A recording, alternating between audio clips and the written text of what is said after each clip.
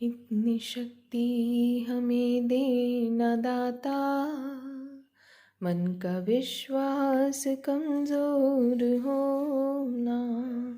हम चले नेक रास्ते पे, हमसे भूल कर भी कोई भूल होना।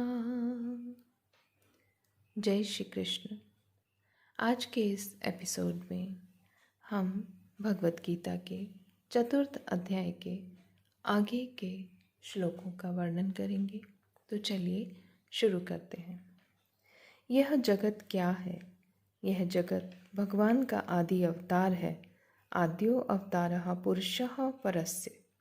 तात्पर्य है कि भगवान ही जगत रूप से प्रकट हुए हैं, परंतु जीव ने भोगा शक्ति के कारण जगत के भगवत रूप से स्वीकार न करके नाशवान जगत रूप से ही धारण कर रखा है।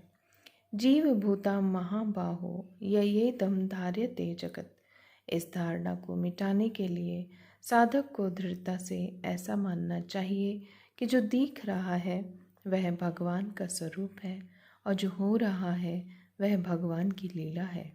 ऐसा मानने पर जगत जगत रूप से नहीं रहेगा और भगवान के सिवाय कुछ नहीं है, इसका अनुभव हो जाएगा। भगवान जैसा रूप धारण करते हैं उसी के अनुरूप लीला करते हैं। जैसे वराह अवतार में भगवान ने सुअर बनकर लीला की और वामनावतार में ब्रह्मचारी ब्राह्मण बनकर लीला की। इसीलिए अभी भी जो हो रहा है वह सब भगवान की लीला ही हो रही है। भगवान श्री कृष्ण उत्तंक ऋषि से कहते हैं, धर्म संरक्षणार्थाय धर्म संस्थापनाय च तैस्तैर्वेशैश्च रूपैश्च त्रिषु लोकेषु भार्गव। अर्थात मैं धर्म की रक्षा और स्थापना के लिए तीनों लोकों में बहुत सी योनियों में अवतार धारण करके उन रूपों और वेशों द्वारा तदनुरूप बर्ताव करता हूँ। यदा तो हम देव योनौ वर्तामि भृगुनंदन, तदा हम देववत् सर्वमाचरामि न संशयः। यदा गंधर्व योनौ वा वर्तामि भृगुनंदन, तदा गंधर्ववत् सर्वमाचरामि न संशयः। नागयोनौ यदा चैव तदा वर्तामि नागवत्, यक्ष राक्षस योनो यस्तु यथावत् विचराम्यहम्। भृगुनंदन, जब मैं देव योनियों में अवतार लेता हूँ तब देवताओं की ही भांति सारे आचार विचार का पालन करता हूँ, इसमें संशय नहीं है। जब मैं गंधर्व योनियों में प्रकट होता हूँ तब मेरे सारे आचार विचार गंधर्वों की ही समान होते हैं, इसमें संदेह नहीं है। जब मैं नाग योनि में जन्म ग्रहण करता हूँ तब नागों की तरह बर्ताव करता हूँ। यक्षों और राक्षसों की योनियों में प्रकट होने पर मैं उन्हीं के आचार विचार का यथावत रूप से पालन करता हूँ। 10वें श्लोक के अंतर्गत मामोपाश्रितः वीत राग भय क्रोधा, मैं संसार में स्वयं का संबंध विच्छेद है और मनमया माम उपाश्रितः में भगवान की तल्लीनता है। किसी न किसी का आश्रय लिए बिना मनुष्य रह ही नहीं सकता।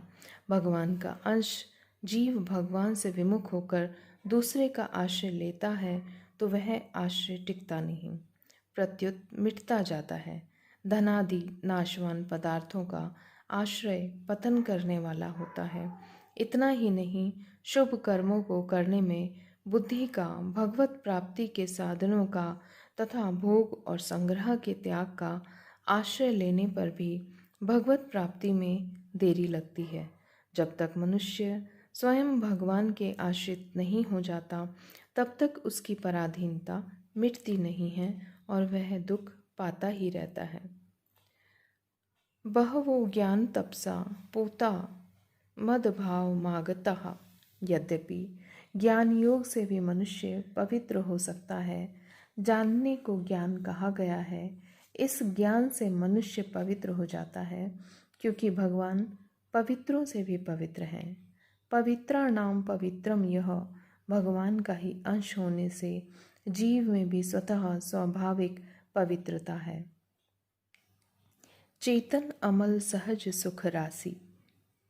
नाशवान पदार्थों को महत्व देने से, उनको अपना मानने से ही यह अपवित्र होता है, क्योंकि नाशवान पदार्थों की ममता ही मल अपवित्रता है।